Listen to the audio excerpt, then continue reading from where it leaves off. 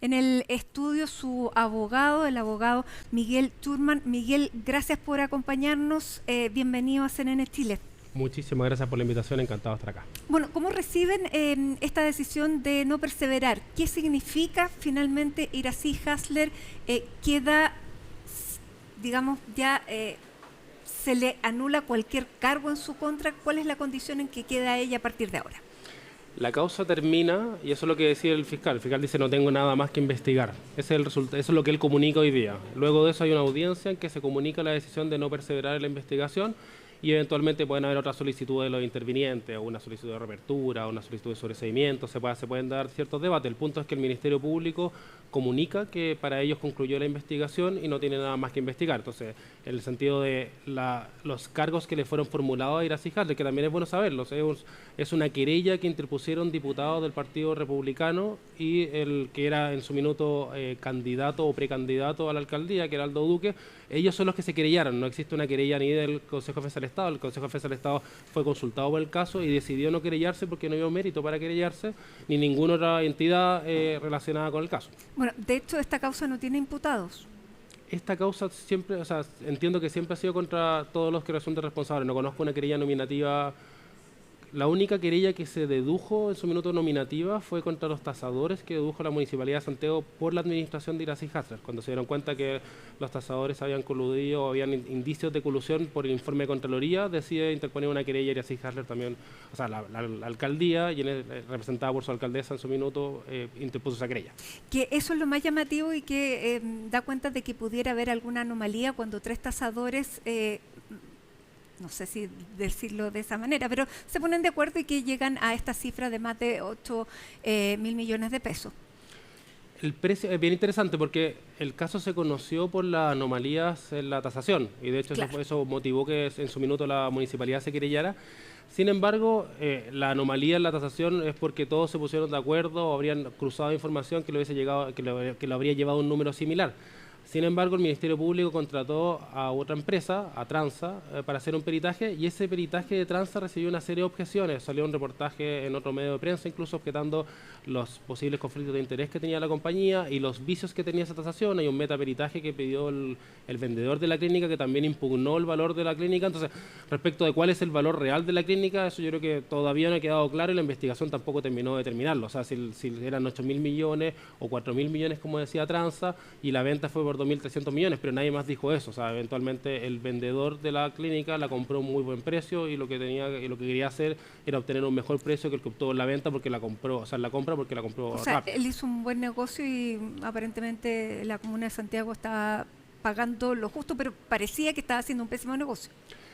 Eso sí, es bien curioso. La pregunta es con qué uno lo compara, y el informe de Transa, que no ha sido ventilado mucho en prensa, daba cuenta, y el metaperitaje con mayor ahínco, de que el costo de reposición, o sea, el hacer un edificio alternativo desde cero para la municipalidad era mucho más caro que lo que estaba pagando por la clínica Sierra Bella, pagando por la refacción necesaria para que funcionara como un CESFAM. Entonces, la pregunta es, ¿qué salía más caro para la municipalidad? Salía más caro construir un edificio desde cero y además tenía un costo social aparejado. La pregunta es cuánto me demoro en licitar esa construcción y cuánto me demoro en montar ese CESFAM, y entonces el costo social era mucho más alto también. O sea, incluso a igualdad de precios me era mucho más conveniente utilizar una construcción que ya estaba porque era mucho más rápido. Eso fue el proyecto en su minuto que tenía la municipalidad y eso fue lo que en su minuto se paró también. Ahora, se puede apelar, o sea, los querellantes pudieran en este juicio, en esta audiencia, decir no estamos de acuerdo y queremos... El Código Procesal Penal establece una instancia que es bien específica, es cuáles son aquellas diligencias pendientes que pueden ser reiteradas en la reapertura de la investigación. Entonces no es como estoy en desacuerdo, sino Perfecto. Que faltan estas diligencias específicas que yo pedí y que no se hicieron y que el Ministerio Público rechazó.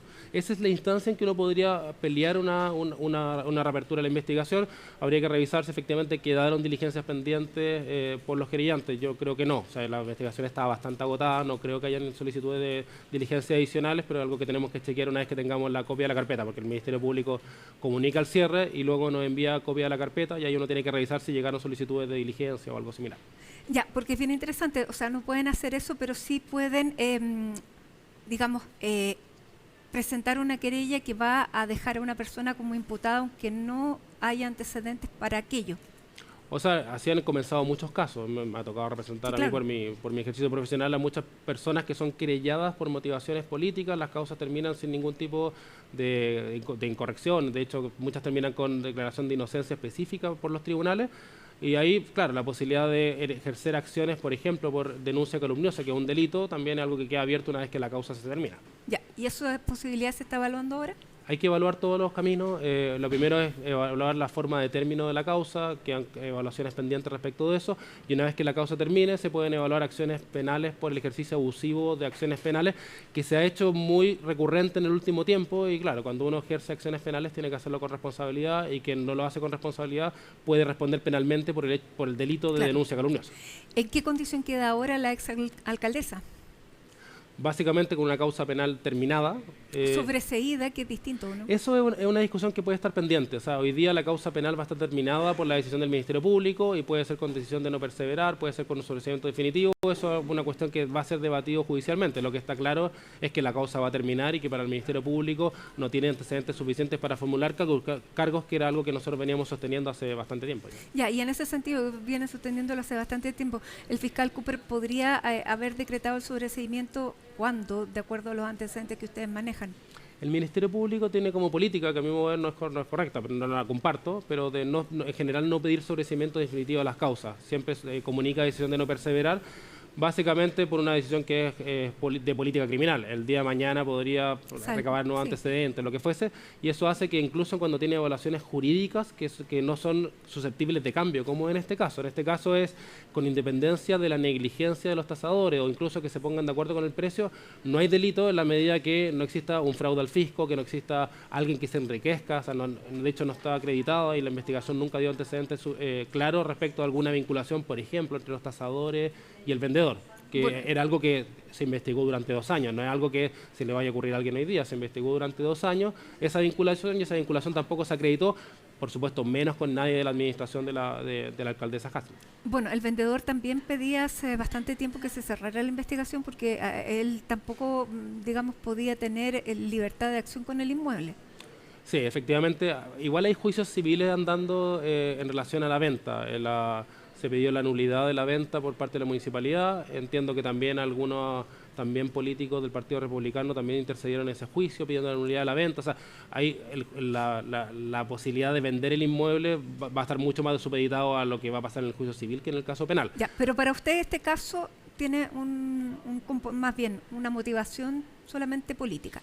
O sea, la intervención, o sea, incluir a la alcaldesa en la querella tiene una motivación evidentemente política. O sea, lo hizo quien quería aspirar a la alcaldía y miembros del Partido Republicano que querían instalar a alguien de su partido en el municipio. Eso fue lo que ocurrió en su minuto y curiosamente la causa termina después del periodo de las elecciones municipales. Esta causa podría haber terminado antes del periodo de elecciones municipales y podría haber cambiado también el resultado de la elección, obviamente. Ya.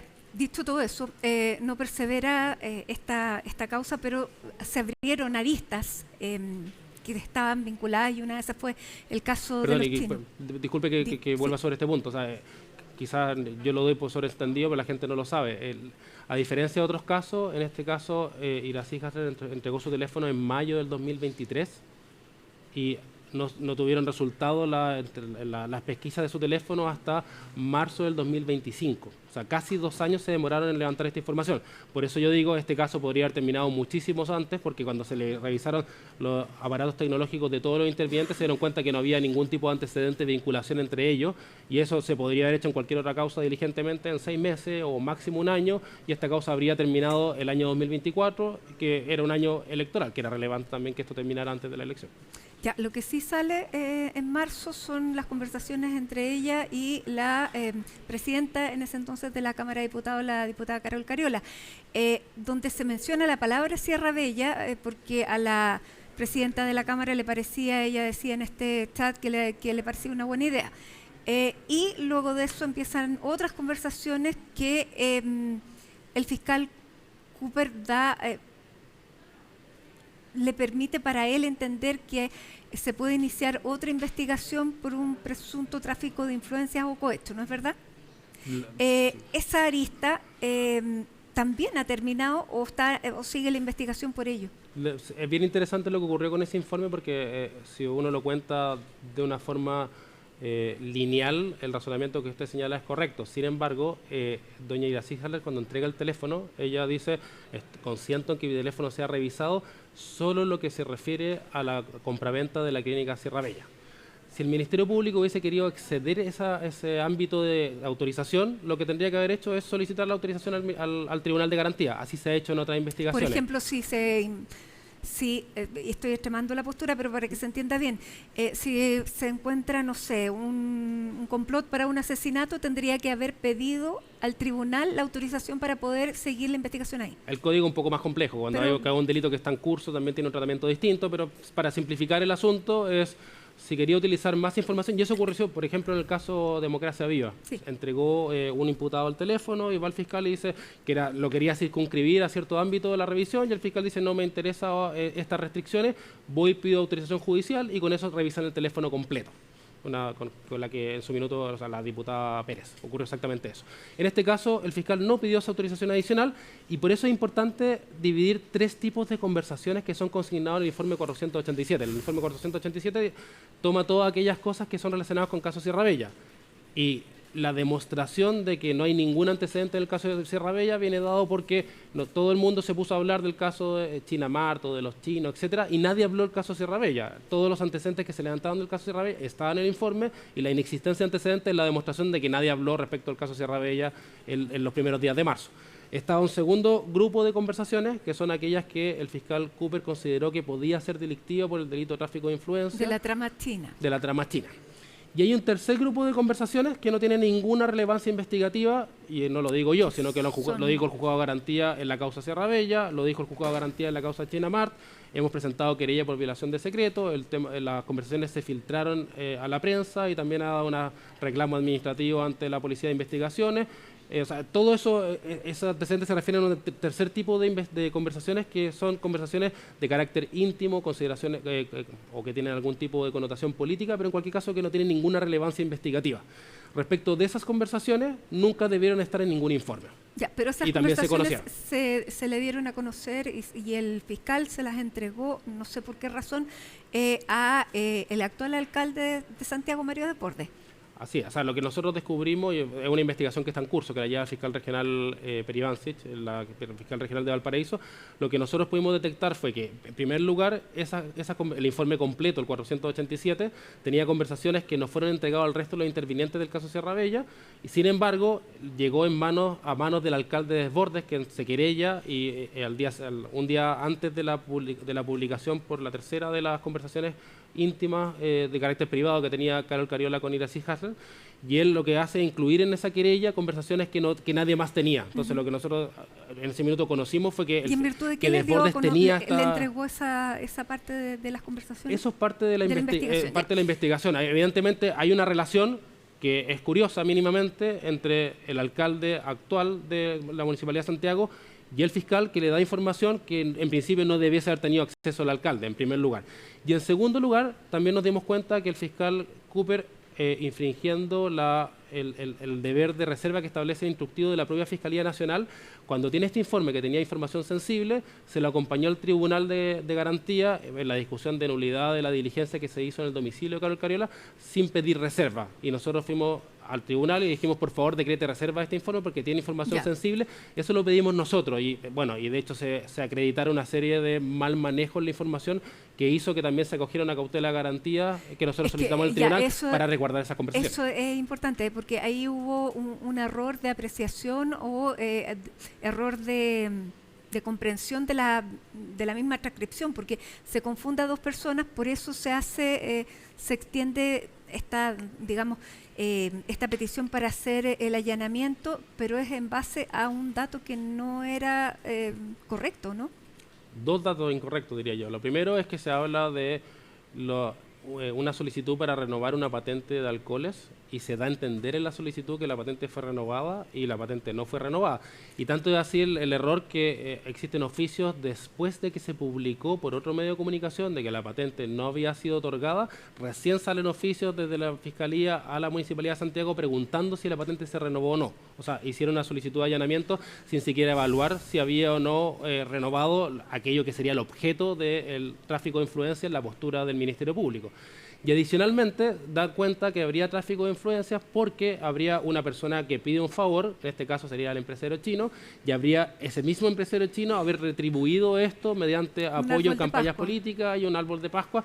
Sin embargo, si uno lee la propia solicitud del Ministerio Público, queda en evidencia que son dos personas completamente distintas. Uno un empresario chino, otro un empresario chileno, y esa distinción, solo leyendo el texto de la solicitud de allanamiento, a uno le quedaba claro. Yo lo leí después y solo con esa información quedaba en evidencia. Si uno revisaba el 487, el informe 487, también quedaba en evidencia. Entonces, claro, son dos errores. Uno, asumir que lo que es el objeto del tráfico de influencia no se había otorgado y esa es la información que se le da al tribunal, y adicionalmente que la persona que habría pedido el favor y la que habría pues retribuido este favor en la lógica de la tesis del Ministerio Público eran personas distintas. Porque llevan a el allanamiento de la presidenta de la Cámara de Diputados en un momento bien particular además, pero sacando el momento particular no había ningún argumento, entonces si se hubiera seguido digamos rigurosamente lo que se estaba investigando, ¿no?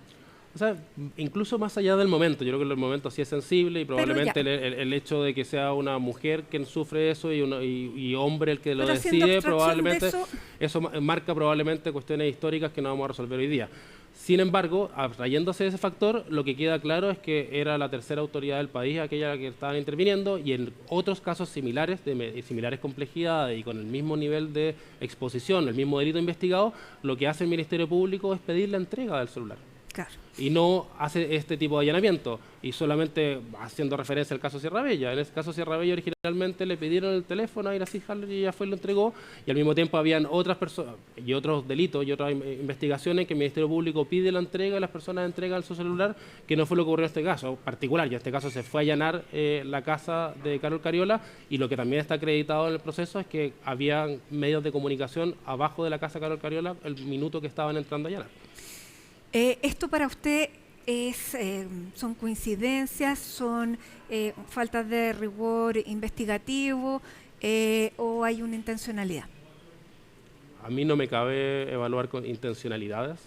Lo que sí yo he señalado y he denunciado ante las instancias pertinentes es que hay una negligencia evidente en incluir información de conversaciones privadas en un informe policial. Eso no debe estar nunca en un informe policial, y es un error de la policía que incluye conversaciones privadas en el informe policial, y es un error del fiscal que acepta que la policía le incluya este tipo de conversaciones en el informe policial. Y eso, adicionalmente, el Ministerio Público, luego del caso Audio, el caso Hermosilla, estableció un instructivo de cómo debía ser manejada la información de los teléfonos celulares. Y la forma de tratarlo no es como lo hizo el fiscal Cooper. El fiscal Cooper lo que hizo fue tarjar algunos párrafos del informe, entregó una versión tarjada y una versión no tarjada, y la versión no tarjada terminó en los medios de comunicación igual. Lo que dice el instructivo es lo que hizo el fiscal Cooper solo una vez que nosotros obtuvimos la resolución en una cautela de garantías que dijo: un celular tiene que ir en un pendrive a la custodia del Ministerio Público y solo acceder a esa información en la medida que alguien autorice, o sea, solicite acceder a ese pendrive y tenga motivos para hacerlo. Y si tenemos discrepancia respecto a si tiene motivos suficientes para acceder a ese nivel de intimidad, bueno, que lo decía el Tribunal de Garantía. Ese es el procedimiento que establece el instructivo de la Fiscalía Nacional, y ese fue el instructivo, el procedimiento que no se cumplió hasta que el tribunal lo obligó a hacerlo. Finalmente, porque no nos queda nada de tiempo, pero es lo mismo que se repite en el caso de Josefina Uneus, básicamente, y es el mismo fiscal. Ahora está en una etapa de apelación la Fiscalía. ¿Qué espera usted? Porque usted, como defensa, usted también participa en la defensa de Josefina Uneus, si bien el caso lo lleva el abogado Alejandro Aguad, pero son socios, digamos, comparten la causa. ¿Qué se espera en ese caso cuando hay dos cosas que suceden que me imagino que ustedes no están de acuerdo, que es, bueno, apelar a lo que decide, que finalmente no se debería haber utilizado esa conversación, y lo otro, que acepta a la UDI como interviniente para una apelación? Se refiere a dos cosas distintas. Uno es: se puede interceptar llamadas telefónicas de una persona que tiene la calidad de testigo, y nosotros creemos que el sistema jurídico es suficientemente claro para decir que no, o sea, tienen que haber antecedentes fundados y tiene que haber una imputación de un crimen específico. No ocurrió en este caso, y solo en la audiencia de amparo ante el Tribunal de Antofagasta, el Ministerio Público afirmó que doña Josefina podía ser imputada, lo hizo en condicional, del delito de encubrimiento, y eso es lo que toma la sentencia, diciendo, solo en estrado nos enteramos de cuál sería la imputación, pero lo que dice el Código Procesal Penal es que eso tiene que estar en la solicitud de interceptación telefónica, y no estaba, y no lo puede remediar el Ministerio Público 6 meses después sacando del conejo, o sea, del gorro del mago, una tesis nueva para el efecto fundamental, lo que no hizo 6 meses atrás. Por lo tanto, ustedes esperan una sentencia que la Corte Suprema ratifique. ratifique respecto de eso. De todas maneras, y respecto a la intervención de la UDI como querellante en el amparo, pudo haber comparecido a la Corte de Apelaciones de Antofagasta, y no lo hicieron. Y dado que no lo hicieron, nosotros entendemos que no pueden apelar, pero bueno, el Tribunal de Antofagasta le reconoció igualmente legitimidad activa, y la Corte Suprema dirá lo que tenga que decir. Ahora, más allá de eso, el fondo nosotros entendemos que tiene que resolverse de la misma forma, y esperamos que la Corte Suprema ratifique que en Chile no se puede interceptar teléfono a testigos. ¿Y lo que nos convoca fue un triunfo para Iracy Hasler, el sobreseimiento? Por supuesto que es un triunfo. Estuvo sufriendo la investigación penal durante 2 años, habló muchísimo, hay mucha gente que habló respecto de ella, imputó delito, y para alguien que ha sido imputado falsamente, injustamente de delito, es un triunfo que la justicia determine, que el Ministerio Público determine que ella no tiene participación en ningún tipo de hecho delictivo. Eso es un triunfo. Abogado Miguel